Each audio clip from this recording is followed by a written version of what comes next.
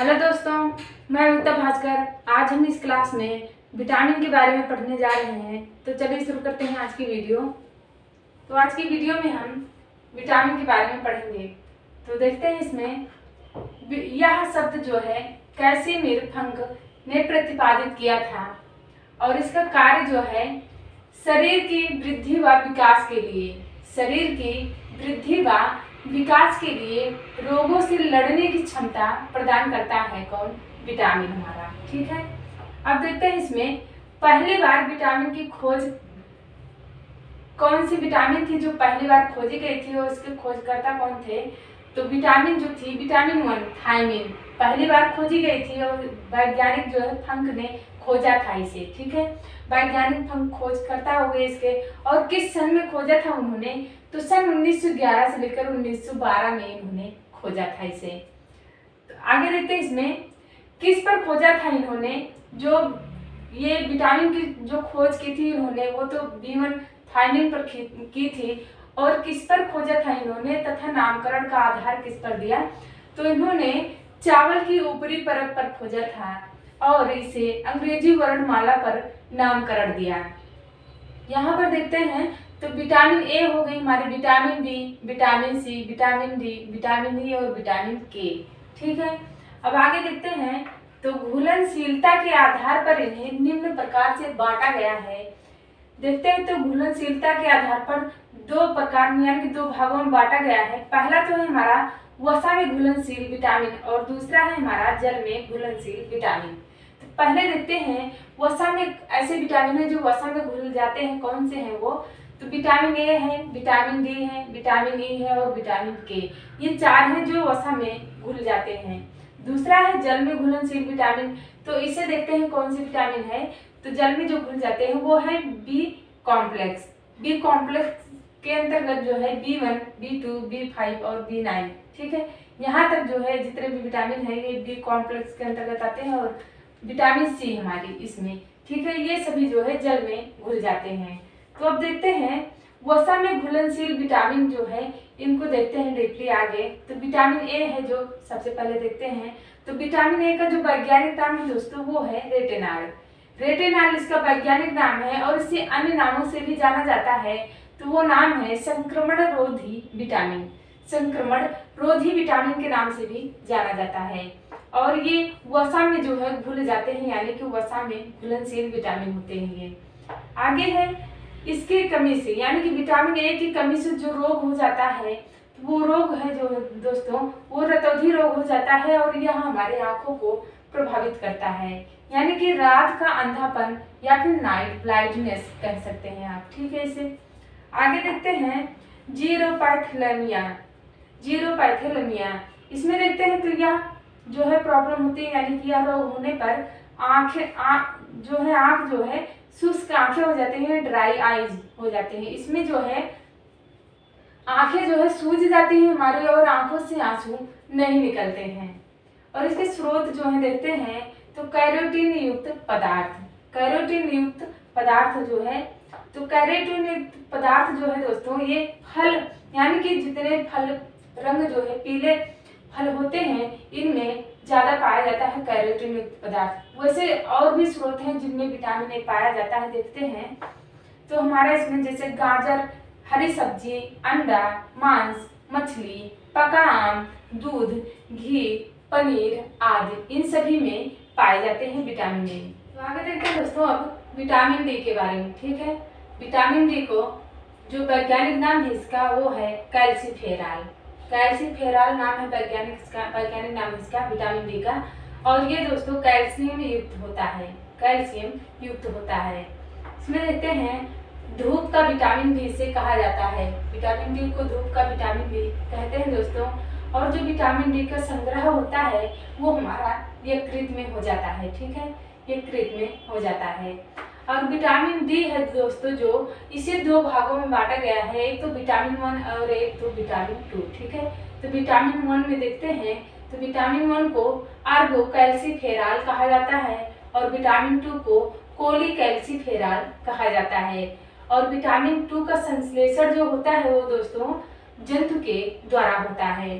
अब देखते हैं यहाँ पर स्रोत। स्रोत क्या है इसके, तो धूप हो गया, यकृत, मक्खन, अंडा, मांस, मछली का तेल आदि। ठीक है। और जो है इससे रोग देखते हैं तो पहला है जो रोग वो है रिकेटस। रिकेटस यानी कि सूखा रोग। ये जो है बच्चों में ज्यादा पाया जाता है। देखते हैं इसमें तो बच्चों का शरीर सूख जाता है, यानी कि बच्चों का शरीर सूखना, बच्चे का जो है पेट बाहर निकल जाना और जो है हड्डियों का तिरछा हो जाना, तो ये सभी जो है कारण होते हैं इसमें, इस रोग में। ठीक है। आगे है दूसरा जो ऑस्टियोमलेशिया।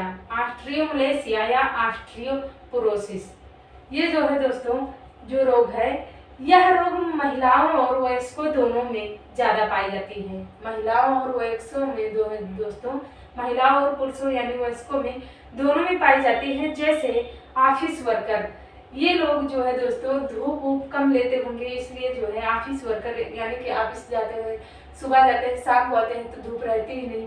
यही सब कारण होते हैं जो ऑफिस वर्कर होते हैं ज्यादा, तो महिलाओं और वयस्कों दोनों में ये पाए जाते हैं। आगे देखते हैं विटामिन ई। विटामिन ई में देखते हैं तो विटामिन ई का वैज्ञानिक नाम जो है वो है टोकोफेराल। टोकोफेराल जो है, और इसे जनन का विटामिन भी कहा जाता है। विटामिन ई को जनन का विटामिन भी कहा जाता है। और इसके स्रोत जो है वो है अंकुरित अनाज, दालें, अंडा, मांस, सोयाबीन आदि। ठीक है। और इससे जो रोग होता है, यानी कि विटामिन ई की कमी के कारण जो रोग होता है वो महिलाओं और पुरुषों दोनों में होता है। तो पुरुषों में पहले देखते हैं तो जो रोग पुरुषों में होता है वो नपुंसकता रोग होता है। इसमें जो है दोस्तों शुक्राणु में बाधा, यानी कि शुक्राणु बनने में बाधा उत्पन्न होती है।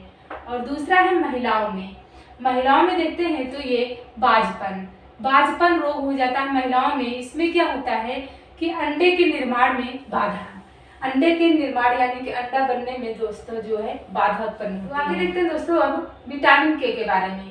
विटामिन के को जो है वैज्ञानिक नाम जो इसका है वो है फिलोक्विनोन या फिर नेफ्रोक्विनोन। ठीक है। इसमें क्या होता है, रक्त स्राव रोधी विटामिन कहा जाता है इसे। इसमें रक्त का थक्का बनाना विटामिन के का काम होता है। स्रोत देखते हैं इसके तो अंडा, मांस, मछली, सोयाबीन, टमाटर, पनीर, ये सभी इसके स्रोत हैं। और इसकी कमी से जो रोग होता है दोस्तों, रक्त का थक्का न जमने के कारण लोगों की मृत्यु भी हो जाती है। जब रक्त बहता ही रहता है दोस्तों, रक्त का थक्का नहीं बनता है तो इसी कारण से लोगों की मृत्यु भी हो सकती है। आगे देखते हैं अब जल में घुलनशील विटामिन में देखते हैं तो विटामिन सी पहले देखते हैं इसमें। तो इसका वैज्ञानिक नाम है जो स्कारबिक एसिड। इसे जो है सौंदर्य का विटामिन भी कहा जाता है। विटामिन सी को सौंदर्य का विटामिन भी कहते हैं। स्रोत है इसका खट्टे फल इसके स्रोत हैं, जैसे नींबू हो गया, आंवला हो गया आदि जो है। और इसकी कमी से जो रोग है दोस्तों वो है स्कर्वी रोग इसकी कमी से हो जाता है, जिसे पायरिया भी कहते हैं दोस्तों। ये हमारे मसूड़ों यानी कि मुंह में दुर्गंध उत्पन्न होने लगती है। जब ये प्रॉब्लम होती है तो मुंह से दुर्गंध उत्पन्न होती है और मसूड़े मुंह में जो है खून आना, मसूड़ों में पस का हो जाना। ठीक है। तो ये सब लक्षण जो है विटामिन सी के थे। तो आगे देखते हैं दोस्तों विटामिन बी के बारे में। विटामिन बी कॉम्प्लेक्स जो है यह हमारी जटिल विटामिन है एक। ठीक है।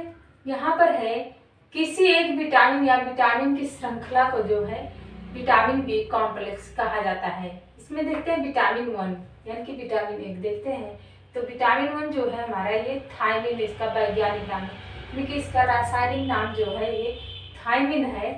और इसमें देखते हैं तो सबसे पहले खोजा गया विटामिन यही था B1।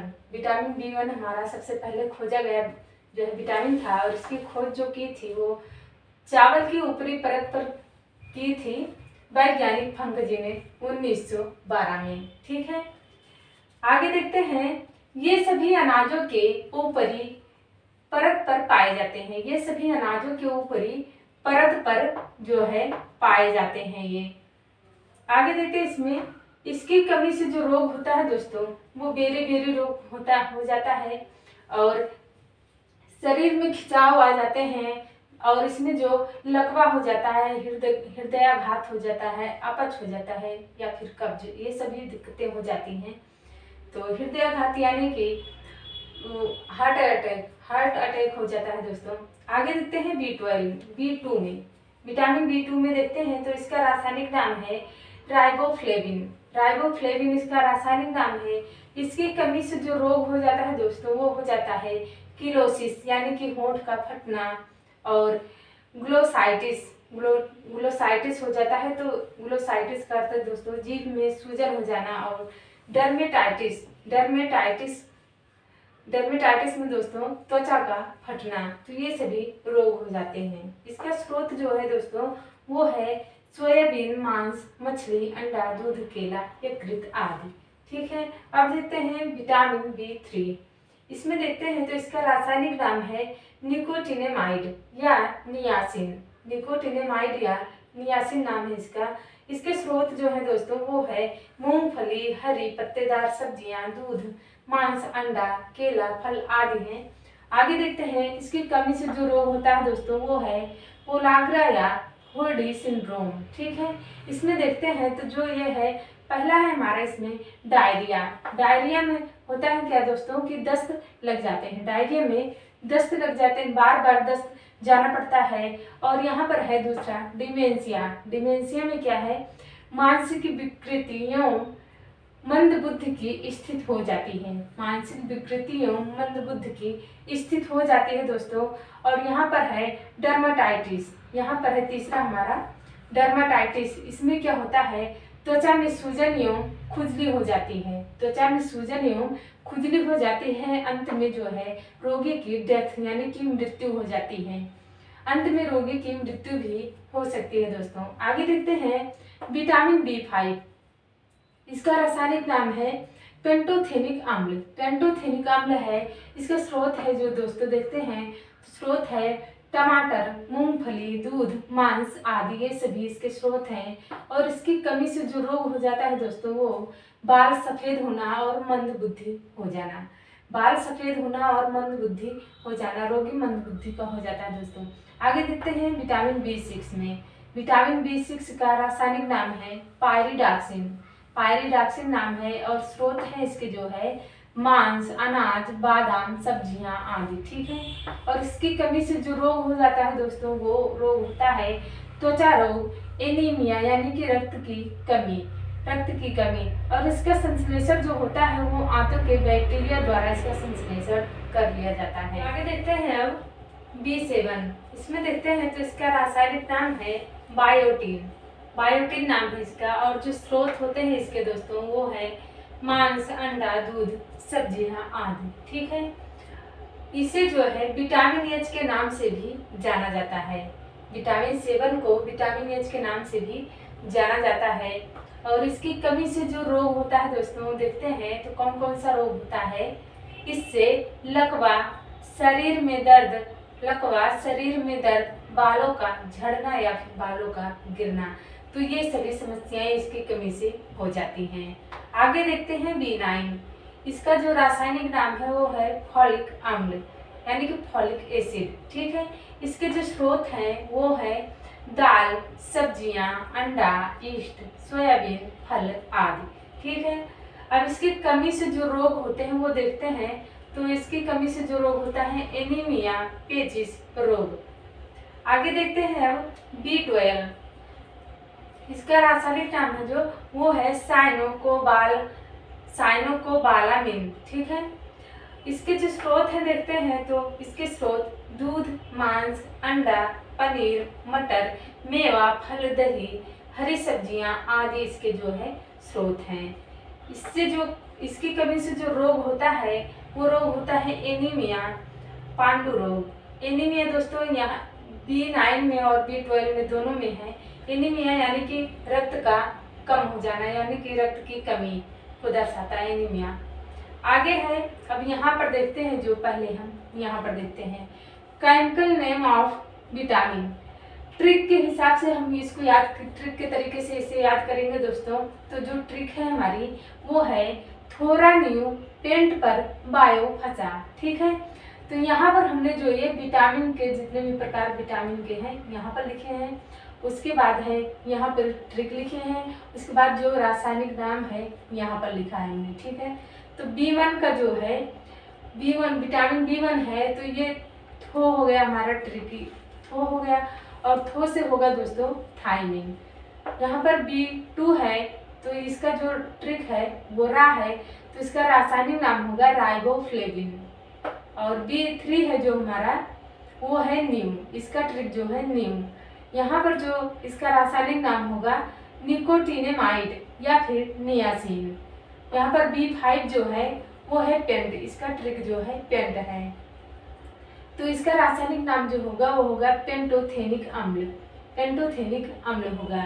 यहाँ पर देखते हैं B6, तो इसका जो ट्रिक है वो है पर, ठीक है। इसका रासायनिक नाम जो होगा वो होगा पायरिडॉक्सिन, पायरिडॉक्सिन इसका रासायनिक नाम होगा। आगे है B7, तो B7 का जो ट्रिक है वो है बायो, और इसका नाम जो है रासायनिक नाम है बायोटिन, बायोटिन इसका रासायनिक नाम है। अब देखते हैं B9 में, B9 में तो इसका जो ट्रिक है वो है फा, और इसका जो रासायनिक नाम है वो है फॉलिक अम्ल, फॉलिक एसिड यानी कि। और B12 में देखते हैं तो इसका ट्रिक है जो वो है सा, तो इसका जो नाम है रासायनिक नाम जो है साइनोकोबालामिन, साइनोकोबालामिन इसका रासायनिक नाम है। तो ये हुआ हमारा ट्रिक से जो है B1 से लेकर B12 तक याद करने की जो ट्रिक थी विटामिन की वो थी। अब यहाँ पर देखते हैं जो जो विटामिन थे हमारे 6 प्रकार के विटामिन, यहाँ पर A B C D E K, ठीक है। तो इसे किस ट्रिक से हम याद करते हैं, तो देखते हैं ट्रिक का नाम है यहाँ पर लिखा हमने रथ एक टॉफी, ठीक है। इस ट्रिक से हम इसे याद करेंगे इन 6 विटामिन के नाम को। तो इधर हमने जो है विटामिन के नाम लिखे हैं, विटामिन लिखे हैं अपने, ये ट्रिक है हमारी, और ये है उनका रासायनिक नाम यानी कि केमिकल नेम। तो विटामिन ए है हमारा, इसका जो ट्रिक है वो है रा हुआ, ट्रिक इसका रा हुआ, और केमिकल नेम है जो इसका है रेटिनाल, रेटिनाल इसका केमिकल नेम हुआ। और बी है जो विटामिन बी है हमारी, तो इसकी ट्रिक है था, और यहाँ पर केमिकल नेम है जो इसका ये है थायमिन, इसका थायमिन नाम है। और विटामिन सी देखते हैं तो इसकी ट्रिक है ए, तो यहाँ पर है जो केमिकल नेम वो है एस्कार्बिक एसिड, एस्कार्बिक एसिड है। विटामिन डी में देखते हैं तो विटामिन डी का जो ट्रिक है वो है का, यहाँ पर जो केमिकल नेम है इसका वो है कैल्सीफेराल, कैल्सीफेराल इसका केमिकल नेम है। आगे है अगली विटामिन ए, विटामिन ई जो है इसका जो है ट्रिक है जो वो है टा, यहाँ पर केमिकल नेम है टोकोफेराल, टोकोफेराल इसका नाम है, केमिकल नेम है विटामिन ई का। आगे देखते हैं विटामिन के, विटामिन के की जो ट्रिक है वो है थी, तो यहाँ पर जो उसका केमिकल नेम होगा वो होगा फिलोक्विनोन, फिलोक्विनोन। तो ये हमारे विटामिन के जो है जितने विटामिन थे इस ट्रिक से हमने इसको याद किया रथे टॉफी। इस तरीके से दोस्तों आप आसानी से याद रख सकते हैं ट्रिक के माध्यम से। यहाँ पर B1 से लेकर B12 तक इस ट्रिक से इसको याद रख सकते हैं जो है जितने विटामिन हैं। और यहाँ पर जो विटामिन ए से लेकर विटामिन के तक जितने भी विटामिन हैं आप इस ट्रिक से जो है रथे टॉफी इस ट्रिक से याद रख सकते हैं आसानी से। तो देखते हैं दोस्तों अकार्बनिक पदार्थ के बारे में। आगे हमने जो पढ़ा वीडियो में वो कार्बनिक पदार्थ के बारे में पढ़ा, अब यहाँ से पढ़ते हैं अकार्बनिक पदार्थ के बारे में, ठीक है। तो अकार्बनिक पदार्थ के बारे में हम पढ़ेंगे जल, रेशा और खनिज लवण। तो पहले देखते हैं जल यानी कि वाटर के बारे में देखते हैं। तो इसमें इसके मुख्य स्रोत जो है उपापचयी जल, तरल भोजन और पीने का जल है। यह पाचन, परिवहन एवं उत्सर्जन में सहायक होते हैं। अब देखते हैं जल में घुलनशील तत्व जो होते हैं वो H2O यानी कि हाइड्रोजन और ऑक्सीजन होते हैं। इसमें देखते हैं तो शरीर में जल की मात्रा जो होती है, शरीर में जल की मात्रा तो 57% से 64% तक होती है। आगे है स्वस्थ व्यक्ति को कम से कम कितना जल पीना चाहिए दोस्तों, तो वो 3 से 4 लीटर कम से कम पीना चाहिए। आगे है शरीर के ताप का नियंत्रक होता है, शरीर के ताप का नियंत्रक होता है, कौन होता है, तो वो वसा और जल है जो शरीर के ताप को नियंत्रित करता है। आगे है जल सहायक होता है किसमें? तो जल सहायक होता है कोशाद्रव्य, प्लाज्मा, लसिका, रक्त, लार, पसीना, मूत्र आदि। अब देखते हैं यहाँ पर रेशा यानी कि फाइबर के बारे में। तो यहाँ पर देखते हैं इसमें ये पाचन क्रिया में सहायक होता है क्योंकि ये खुरदरे होते हैं। ये पाचन क्रिया में सहायक होते हैं क्योंकि ये खुरदरे होते हैं, इसीलिए आहार नाल की सफाई आसानी से कर देते हैं। आगे है पृथ्वी पर पाया जाने वाला सर्वाधिक पॉलीसेकेराइड या इसी को सेल्यूलोज भी कहते हैं। यह रेशा का प्रमुख तत्व है दोस्तों। कौन? पॉलीसेकेराइड या फिर सेल्यूलोज रेशा का प्रमुख तत्व माना जाता है। आगे है रेशे के दो प्रकार। रेशों के दो प्रकार देखते हैं तो कौन कौन से हैं? पहला है जल में घुलनशील रेशे और दूसरा है जल में अघुलनशील रेशे। तो देखते हैं इसमें जो है जल में घुलनशील रेशे जो है वो है पेक्टिन, गम, म्यूसिलेज है और जल में अघुलनशील रेशे जो है वो है सेलुलोज और लिग्निन। ठीक है, सेलुलोज और लिग्निन ये जल में अघुलनशील रेशे हैं।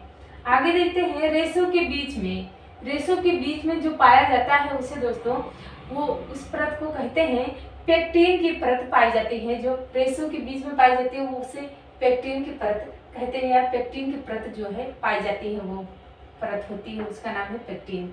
आगे है गुड़ या फिर लाभ। गुड़ और लाभ देखते हैं इसमें।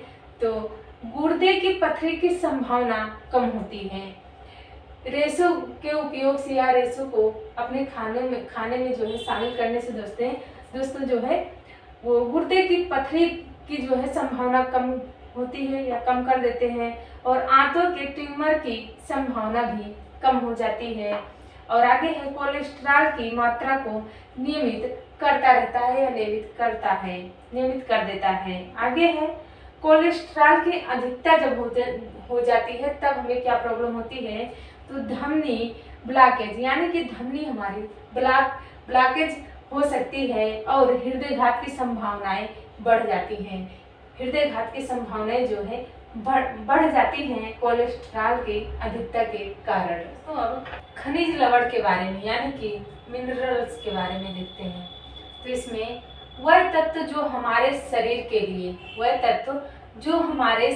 के लिए वृद्धि विकास के लिए, शरीर को रोगों से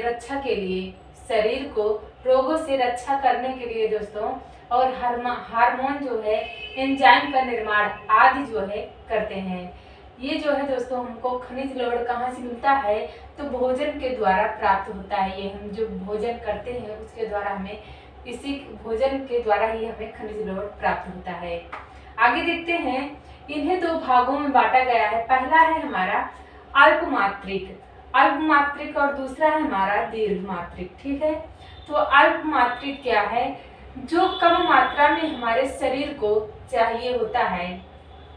ऐसे खनिज लवण जो कम मात्रा में हमारे शरीर को चाहिए उसे दोस्तों अल्पमात्रिक कहते हैं। और दीर्घमात्रिक वो है जो ज्यादा मात्रा में हमारे शरीर को चाहिए, उसे दीर्घमात्रिक कहते हैं। और इनकी संख्या जो होती है वो 7 होती है। ठीक है, तो इसमें देखते हैं पहले कैल्शियम संख्या जो होती है इनकी 7 होती है। तो देखते हैं कौन कौन से होते हैं। कैल्शियम है हमारा, फास्फोरस, गंधक यानी कि sulphur, potassium, chlorine, sodium, magnesium. तो ये 7 है दोस्तों। तो इसमें देखते हैं पहले कैल्शियम के बारे में जानते हैं। कैल्शियम के बारे में देखते हैं तो भोजन में मात्रा जो चाहिए हमें कितना ग्राम चाहिए, इसमें कैल्शियम हमारे शरीर को कितना ग्राम में चाहिए? तो 500 ग्राम में चाहिए। ठीक है, और आगे है इसमें हड्डी और दांत के निर्माण में यह सहायक होता है। हड्डी और दांत के निर्माण में कैल्शियम सहायक होता है और रक्त का थक्का बनाने में ये सहायता करता है या सहायक होता है। आगे देखते हैं स्रोत इसके। तो दूध, पनीर, हरी सब्जियां, अनाज, फल आदि। ठीक है, इसके स्रोत हैं। और इसकी कमी से जो रोग होता है दोस्तों वो होता है ऑस्टियोपोरोसिस। ठीक है, जिसमें हड्डियों में दर्द होता है और वे कमजोर होकर टूट भी सकती हैं। और वो कमजोर होकर टूट भी सकती हैं और रक्त का थक्का नहीं बन पाएगा इसमें दोस्तों, इसकी कमी से। ठीक है, अब देखते हैं यहाँ पर फास्फोरस।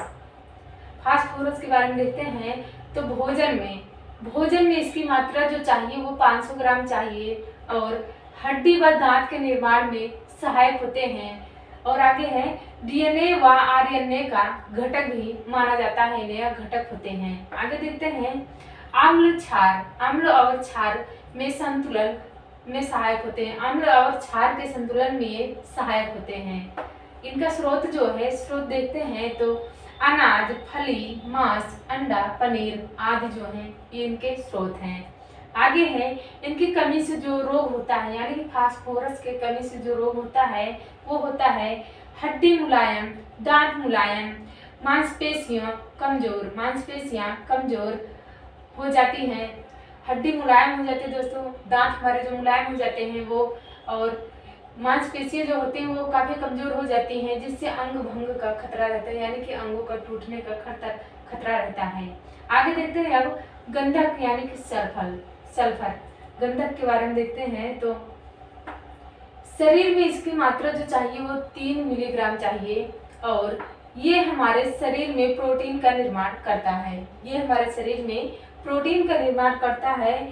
प्रोटीन के अनुबंध अम्ल के घटक होते हैं। प्रोटीन के जो अनुबंध होते हैं वो अम्ल के घटक होते हैं। स्रोत देखते हैं इसका तो अंडा, दालें, सोयाबीन, मांस आदि ये सभी जो हैं इसके स्रोत हैं। और इसके देखते हैं तो इसकी कमी से जो रोग होता है वो प्रोटीन की कमी हो जाती है, कोशिकाओं का निर्माण रुक जाता है। प्रोटीन की कमी हो जाती है और कोशिकाओं का निर्माण रुक जाता है। वृद्धि भी रुक जाती है दोस्तों, वृद्धि भी रुक जाती है, वृद्धि भी आगे नहीं बढ़ती। ठीक है, वृद्धि नहीं होती।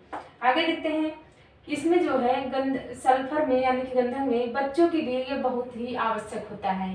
बच्चों के लिए ये जो है बहुत ही आवश्यक माना गया है। आगे देखते हैं पोटेशियम देखते हैं दोस्तों। इसमें देखते हैं तो भोजन में इसकी मात्रा कितना चाहिए हमें, तो भोजन में मात्रा होनी चाहिए इसकी 2 मिलीग्राम। ठीक है, और आगे इसमें अम्ल क्षार का नियंत्रण करता है, जल को संतुलन में रखता है और तंत्रिका तंत्र के कार्य में ये सहायक होता है। इसमें देखते हैं स्रोत इसके तो मांस हो गया हमारा, दूध, मछली, अनाज ये सभी इसके स्रोत हैं। इसकी कमी से जो रोग होता है दोस्तों वो होता है पेशियां कमजोर हो जाती हैं, मांसपेशियां कमजोर हो जाती हैं, अंग घात का खतरा हो जाता है।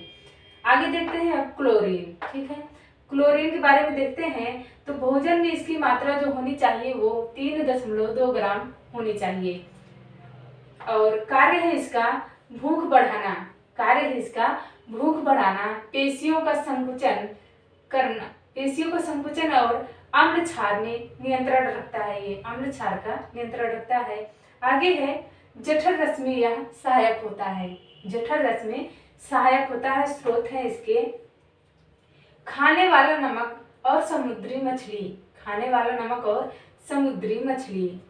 और इसकी कमी से जो रोग होता है दोस्तों वो होता है भूख ना लगना, पेशियों में ऐंठन, जठर रस का निर्माण ना हो पाना, पाचन क्रिया प्रभावित होती है। आगे देखते हैं सोडियम के बारे में देखते हैं तो भोजन में इसकी मात्रा जो होती है वो 3.00 ग्राम होती है और कार्य है इसका तंत्रिका के कार्य जल का नियंत्रण रखना, तंत्रिका के कार्य में सहायक और जल का नियंत्रण रखता है ये। आगे है अम्ल क्षार में संतुलन बनाए रखता है और पेशियों के संकुचन और ऐंठन में भी सहायक होता है। आगे देखते हैं इसके कमी से जो रोग होता है वो देखते हैं तो पेशियों में ऐंठन, खून में कमी, तंत्र का सही से कार्य न कर पाना, उच्च रक्तचाप, तो ये सब जो है रोग हो जाते हैं इसकी कमी से। अब देखते हैं मैग्नीशियम देखते हैं तो शरीर में इसकी मात्रा 3.5 ग्राम होती है और इसमें है हड्डी और दांत के निर्माण में यह सहायक होता है। अम्ल क्षार संतुलन करता है। यह मैग्नीशियम जो है अम्ल क्षार का संतुलन करता है। और आगे है ग्लाइकोलिसिस चक्र के लिए महत्वपूर्ण होता है। एडीपी और एटीपी। यहाँ पर है दोस्तों, यहाँ पर लिखा है हमने एडीपी और एटीपी। एडीपी को एटी में परिवर्तित कर देता है कौन? मैग्नीशियम। और इसकी कमी से जो रोग हो जाता है दोस्तों, उपापचय क्रिया रुक जाती है। इसकी कमी से जो है उपापचय क्रिया रुक जाती है। अब देखते हैं इसके जो स्रोत हैं वो है अनाज, हरी सब्जियां, फल आदि। आगे देखते हैं लौह। आरबीसी के निर्माण में, लौह आरबीसी के निर्माण में देखते हैं तो सहायक जो होता है वो है पालक, पत्तेदार हरी सब्जियां, फल, मांस, मछली, अंडा आदि। आयोडीन देखते हैं तो थायराइड ग्लैंड पर नियंत्रण रखता है आयोडीन, और आयोडीन की कमी से दोस्तों घेंघा रोग हो जाता है। यहाँ पर मैग्नीशियम का जो है ये वाला एटीपी के स्थान पर यहाँ पर ये वाला पार्ट यहाँ पर होना चाहिए। तो दोस्तों यहाँ पर लिखा हमने और बताया भी आपको। तो मैग्नीशियम में देखें, इसको देखिए हमने एडीपी को जो है एटीपी में परिवर्तित कर देता है, और इसकी कमी से जो है उपापचय क्रिया रुक जाती है हमारी। ये इसका जो है कारण होता है। तो आगे देखते हैं दोस्तों अब संतुलित आहार के बारे में।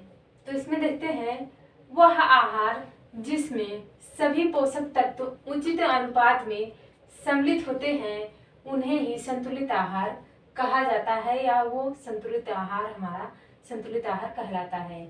अब देखते हैं संतुलित आहार प्रत्येक व्यक्ति की उम्र, स्वास्थ्य और कार्य के अनुसार होता है। इसमें देखते हैं अब आगे महत्वपूर्ण तथ्य के बारे में देखते हैं।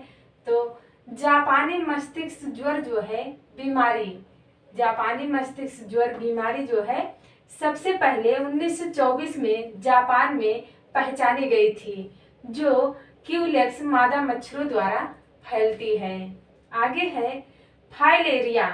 फाइलेरिया को फील पाँव के नाम से जाना जाता है। यह एक निमेटोड कृमि बाउचेरिया बैंक्राफ्टी के संक्रमण से होता है। आगे है दही बनाने में लैक्टोबैसिलस नामक जीवाणु सहायक होता है। यहाँ पर आगे देखते हैं तो पनीर, सिरका, डबल रोटी, शराब, इडली, डोसा, ब्रेड और खमीर के बनाने में ईस्ट नामक फफूद जैसे सूक्ष्म जीवों का विशेष योगदान होता है। यहाँ पर देखते हैं आगे एनीमिया के बारे में देखते हैं। एनीमिया यानी कि रक्ताल्पता के बारे में। तो विभिन्न आयु वर्ग में एनीमिया सबसे प्रचलित पाए जाने वाला कुपोषण का एक प्रकार है। एनीमिया बच्चों, किशोर, किशोरी व वयस्क सभी में हो सकता है। देखते हैं एनीमिया के लक्षण। एनीमिया के क्या लक्षण होते हैं? तो कमजोरी महसूस होना, जिससे किसी कार्य को करने में दोस्तों कमजोरी महसूस होना, खेलने कूदने एवं पढ़ाई में मन न लगना।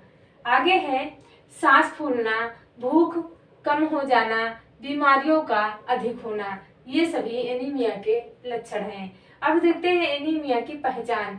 एनीमिया होने पर किस तरीके से आप कैसे पहचानोगे उसे देखते हैं। तो आंखों की निचली पलक के अंदर के हिस्से का सफेद पड़ जाना, नाखून का सफेद पड़ जाना, पैरों में सूजन आ जाना, जीभ का सफेद हो जाना। ये पहचान है दोस्तों एनीमिया की। ठीक है, अब आगे देखते हैं एनीमिया से बचाव व उपचार। इसमें देखते हैं आयरन युक्त भोजन, हरे पत्ते वाली सब्जियां। आयरन युक्त भोजन आप करिए। एनीमिया से अगर बचाव रखना है, एनीमिया हमें ना हो, तो आयरन युक्त आप प्रतिदिन भोजन करें। हरे पत्तेदार सब्जियों को जो है अपने भोजन में शामिल करें। तथा आगे अनाज में देखते हैं तो अनाज में जैसे गेहूं, ज्वार, बाजरा तथा खजूर, छुहारा, गुड़ आदि ये सभी जो है आप शामिल करें अपने खाने में। और आगे है बच्चे और किशोर किशोरियों को समय समय पर कृमिनाशक गोली दें। अगर आपके भोजन में दोस्तों आयरन की मात्रा आपको नहीं मिल पा रही है भोजन के द्वारा, तो आप उसे गोली के रूप में ले सकते हैं। आयरन की गोली जो है ले सकते हैं आयरन की भरपूर मात्रा लेने के लिए। ठीक है, और यह बच्चों के विद्यालयों में यानी कि बच्चों को निःशुल्क मात्रा में आयरन की गोली उपलब्ध कराई जाती है। तो दोस्तों आज की वीडियो हमारी यहीं पर समाप्त हुई। आप लोगों का बहुत बहुत धन्यवाद।